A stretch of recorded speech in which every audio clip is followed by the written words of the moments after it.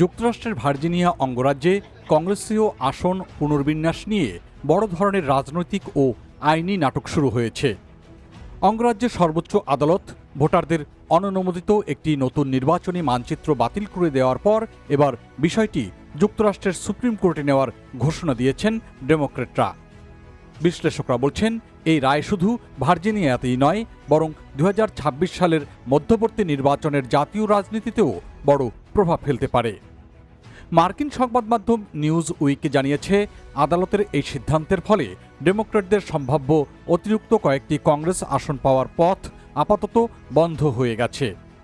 বর্তমানে ভার্জিনিয়ায় ডেমোক্র্যাটদের সামান্য 6 বনাম 5 আসনের সুবিধা বহাল থাকছে। ভার্জিনিয়া সুপ্রিম কোর্ট 4 বনাম 3 ভোটে রায় দেয় যে নির্বাচনী মানচিত্র সংশোধনের প্রক্রিয়ায় সাংবিধানিক নিয়ম পুরোপুরি মানা হয়নি। আদালতের সংখ্যাগরিষ্ঠ বিচারকরা বলেছেন, আইনসভা যেভাবে গণভোট আয়োজন করেছে তা রাজ্যের সংবিধানের নির্ধারিত প্রক্রিয়ার সঙ্গে সামঞ্জস্যপূর্ণ নয়। রায়ের ফলে গত 21 এপ্রিল অনুষ্ঠিত গণভোটের ফল কার্যত বাতিল হয়ে গেছে।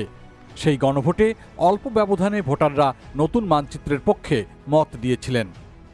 ডেমোক্র্যাট নেতারা বলেছেন, আদালতের এই সিদ্ধান্ত ভোটারদের মতামতকে উপেক্ষা করেছে এবং গণতান্ত্রিক অংশগ্রহণের চেতনার বিরুদ্ধে গেছে।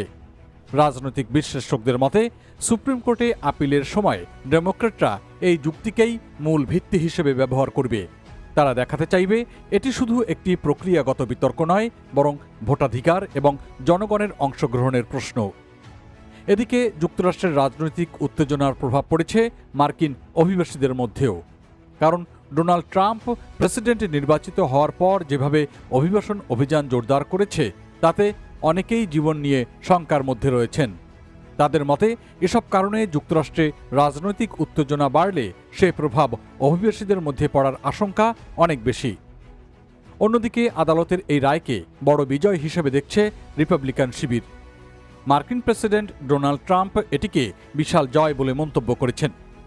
রিপাবলিকান নেতাদের দাবি, এই রায় প্রমাণ করেছে যে নির্বাচনী মানচিত্র পরিবর্তনের নামে রাজনৈতিক সুবিধা নেওয়ার চেষ্টা সফল হয়নি। তারা মনে করছেন, এই সিদ্ধান্ত মধ্যবর্তী নির্বাচনের আগে তাদের অবস্থান আরও শক্ত করবে। পুরো মামলার কেন্দ্রবিন্দুতে রয়েছে একটি সাংবিধানিক শর্ত। ভার্জিনিয়ার সংবিধান অনুযায়ী কোনো সংশোধনী কার্যকর করতে হলে আইনসভাকে 2 দফা অনুমোদন নিতে হবে এবং এর মাঝে একটি সাধারণ নির্বাচন অনুষ্ঠিত হতে হবে। ডেমোক্র্যাটদের যুক্তি ছিল, ভোট গ্রহণের দিনই সেই নির্বাচন হিসেবে গণ্য হবে। কিন্তু আদালতের সংখ্যাগরিষ্ঠ বিচারকরা বলেছেন, আগাম ভোট গ্রহণ শুরু হওয়ার মুহূর্ত থেকেই নির্বাচন প্রক্রিয়া শুরু হয়ে যায়। ফলে আইনসভা নির্ধারিত সময়ের আগেই পদক্ষেপ নিয়েছিল। তাই ডেমোক্র্যাটদের জন্য পথ সহজ হবে না। তবে তারা যদি এটিকে ভোটাধিকার এবং গণতান্ত্রিক অংশগ্রহণের বৃহত্তর সাংবিধানিক প্রশ্ন হিসেবে উপস্থাপন করতে পারে, তাহলে মামলাটি জাতীয় গুরুত্ব পেতে পারে।